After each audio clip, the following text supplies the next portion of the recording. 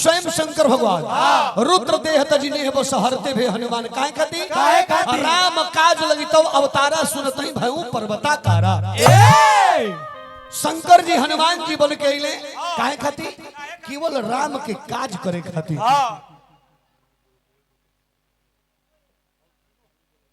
अच्छा व्हाट्सएप पे एगो अनुभव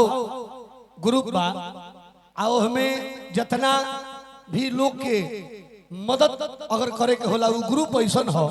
कि अगर कहीं के कोई पता चल जाई कि कोई के ब्लड के आवश्यकता बा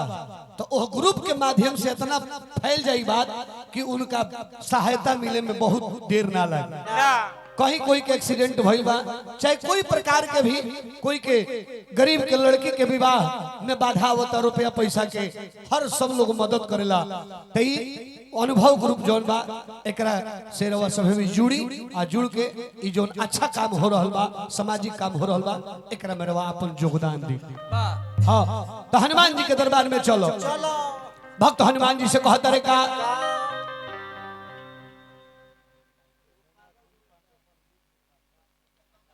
500 आदरणीय मुन्ना सिंह जी और 500 रुपया संदीप जी मास्टर साहब 500 रुपया के पुरस्कार से सम्मानित कैले बानी। बार बार प्रणाम नमस्कार जय जयकार आशीर्वाद के चाहना करते नहीं जा बबुआ हो। भिखारी ठाकुर जी यही बात के लिखल हनुमान नाम के विवेचन भिखारी ठाकुर जी कही हनुमान किसे कहते हैं किसे भोजपुरी में वर्णन हनुमान जी के नाम के भोजपुरी में वर्णन भिखारी ठाकुर जी कही हाँ नरसुकर्णु ममे कर्मा अन हनुमान भइल त एकरा माने भोजपुरी में का त भिखारी ठाकुर जी लिखनी कि ह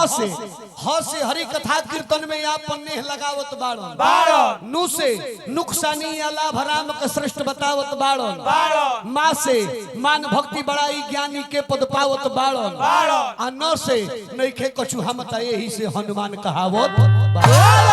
ये भिखारी ठाकुर जी बन अब बगल में ई तो भिरिये बनी जा हनुमान जी के जो मोहर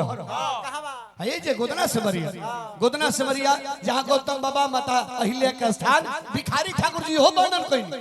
कि महावीर कंजनी मैया छपरा जिला के रहवैया महावीर कंजनी मैया छपरा जिला के रहवैया गोदना गौतम मुनि रहिला उहे के नारी हई अहिला जे कर बेटी अंजनी नाम से कर बेटा महाबल धाम सूर्य देव के भक्षण कइलन तीनों लोक अन्हार होई गइलन जब समझ रहे लड़के के वही घड़ी से लगलन परी के अक्सर केहू न सागर पार जाई के दिहला लंका जार आज झुकत बाबा बाबा एक पैसा नहीं खे तनखा राम नाम हृदय में धरी के कइलन सी अब दोसर करी के करिहन उहे जे भजिहन राम जेकरा नहीं के औरु से काम दया सत्य शांति संतोषा राम नाम के करो भरोसा ई दौलत चाहिए हरमेश कहत भिखारी देश पर देश ए भिखारी ठाकुर जी वर्णन कइले बानी त तनी ओही मोर चलो बबुआ चलो भिखारी ठाकुर जी कई वर्णन है लेकिन हमार भाव का लागल कि जे कर राम काज है तू अवतार जी जे कर राम काज है तू अवतार हां जे कर से नूरे से हो खेला सिंगार जी जे कर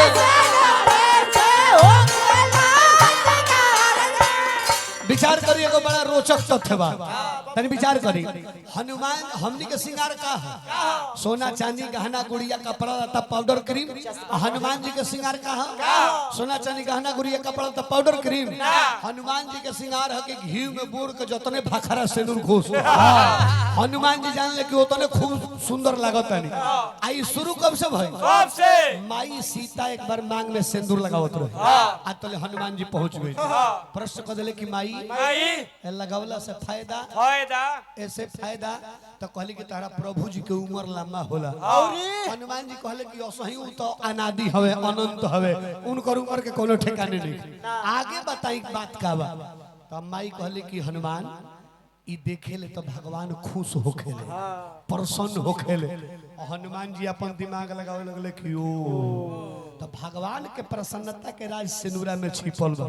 हनुमान जी सोचे लगले कि कोही कि हम अतना सेवा रात दिन करीला आ हम आइला तो भगवान हमरा के देख के मुस्का लेना आ जो माई सोझवावेली तब मुस्की मारे लागले तो इहनु कारण बा सिनुरा। हनुमान जी गुना भाग कर लगले कि रह ई हतनी ऐसा सिनुर लगाओ तरी त हताना भगवान खुश रहत रे। ई बात सोच के हनुमान जी सिनुर के गोदामे में ढुक गइले। माने कहे के तात्पर्य कि सिनुरे से निहाले ऊपर से लेके नीचे तक ले लाले लाल आ वही देह भगवान का लगे चल देले। अब भगवान के नजर पड़ल तो सोचले कि चाल ढाल तो हनुमान के बुझाता लेकिन ऊपर से नीचे तक ले सिनुर लगोले बड़े लाले लाल भइल बड़े। तो भगवान ई सोचनी कि हनुमान हमरा के प्रसन्न करे खातिर माने सिनुरो से निहाली। भगवान हंसनी खुल के भगवान हंसनी। अब भगवान के हंसत जब हनुमान जी देखले नु तो सोचले कि देखो रोज सादा सादी आवत रही तो मुस्कातो ना रोनी आए बड़ा सेनुरा घोष के आई बई तो कतना यहां के खुश भइल बई। आ भगवान तो उनका भाव पर खुश भई रहन लेकिन हनुमान जी के बुझाइल कि सेनुरा देख के खुश भइल बई। तो हनुमान जी सोचले कि जब रौरा निमन लगता तो हमरा आज ना हमरा रोजे रोजे कहिए से हनुमान जी आजो जहां हनुमान जी के सिद्ध पीठ बा ओइ जा जाई तो सिंदूरीय हनुमान जी मिली है। हनुमान जी के हेड ऑफिस कहां हो जहां हमेशा 24 घंटा रहेले हेड ऑफिस अयोध्या हनुमानगढ़ी ओइ जा के राजा हनुमान जी हवे। जाई तो हनुमान जी खड़ा ना मिली है कहां मिली है और सही नीचे बैठल ना मिली है ओइ जा हनुमान जी गद्दी पर बैठल बा ऊपर छत्र लागल बा सेवा लोग करता ओइ जा के राजा हनुमान जी अब वही बा। राम जी के मूर्ति लाग गेल कि राम जी जाए लगले तो अयोध्या के राजगद्दी पर हनुमान जी के देखे गई। हां विचार करो ओइ जा। दूसरा नंबर बनारस संकट मोचन हनुमान मंदिर। तीसरा साला सरबाला जी यानी जहां जाइब सिद्ध पीठ में तो हनुमान जी सिंदूरिये भेटई है। ऐसे कहे के भाव का कि जे कर राम काज है तू अवतार जी जे कर राम काज है तू अवतार जी जे कर से नूरे से हो खेला सिंगार जी जे कर से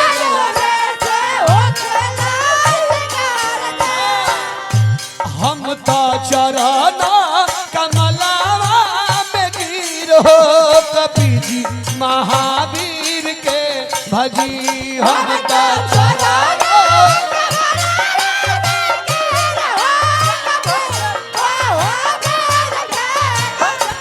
हम तो चरना कमलावा में गिर हो कपी जी महावीर के भजी हम तो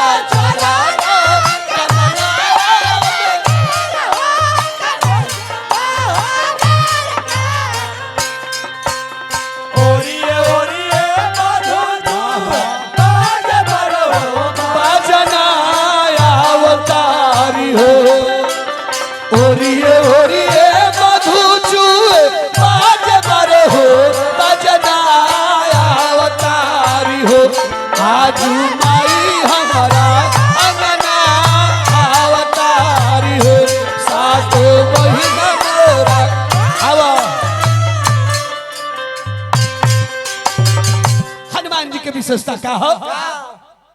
कि मंगल मूर्ति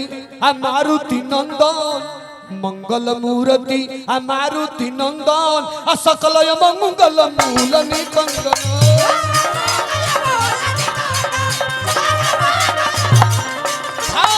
मंगल मूर्ति मारुति नंदन सकल मंगल मूल निकंदन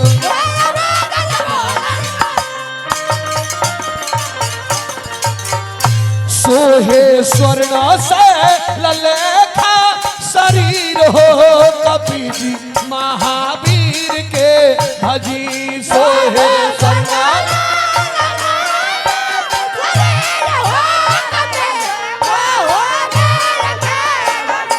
हम तो चरना कमलावा में गिर हो कपी जी महावीर के भजी हम तो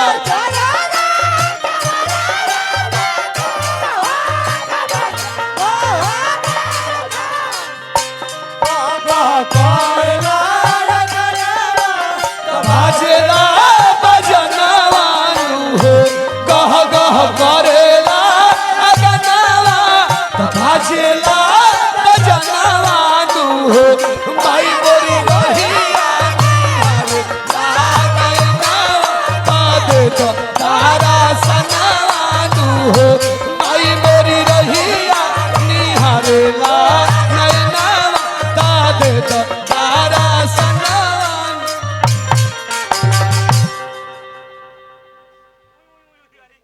हमरा मुकेश भैया 500 रुपए के पुरस्कार है भजन पर दिले बनी बार बार प्रणाम नमस्कार जय जयकार आशीर्वाद के चाहना कर दनी जा अंतिम भाव पवन तनय बल आ पवन समाना हनुमान जी यही से महान ना हो कि बहुत बलवान हो ना बलवान के साथ साथ बुद्धिमान हो अतुलित बलधामम हे शैलाभ दे हम धनुजवन कृषाणुम ज्ञानी नाम अग्रगण्यम ज्ञानियों में सबसे आगे सकल गुण निधानम वानराणाम धीशम रघुपति प्रिय भक्तम वात जातम नमामि पैसा ले अरे वह तो हमारा मने मौसरे भाई लगा जी जी काहे के यहाँ राहुल ममहर हुई जो हमारो ममहर अगले बगल एकदम हाँ दुए घर के आगे पीछे हाँ प्रणाम के नहीं हार्दिक हार्दिक स्वागत अभिनंदन करते नहीं जा तब अबुआ भा लगे कि पवन तनय बल आ पवन समाना आ बुद्धि विवेक विज्ञान निधाना पवन तनय बल पवन समाना बुद्धि विवेक विज्ञान निधाना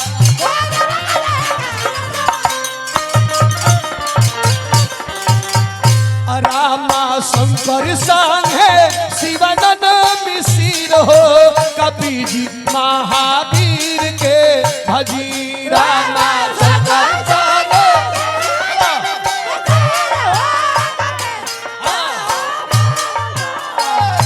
रामा शंकर संगे शिवानंद मिश्र हो कबीर जी महावीर के भजी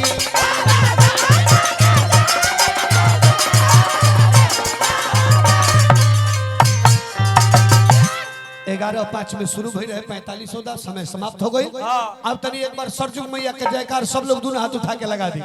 दोनों हाथ उठा के सरजू मैया के जयकार बोल दी हाँ प्रेम से बोली सरजू मैया की हाथ हाथ तनी ऊपर रही हाथ ऊपर रही लाहे लाहे ताली बजी का बबुआ हो कि सरजू मैया के जयकार यार तनी प्यार से बोला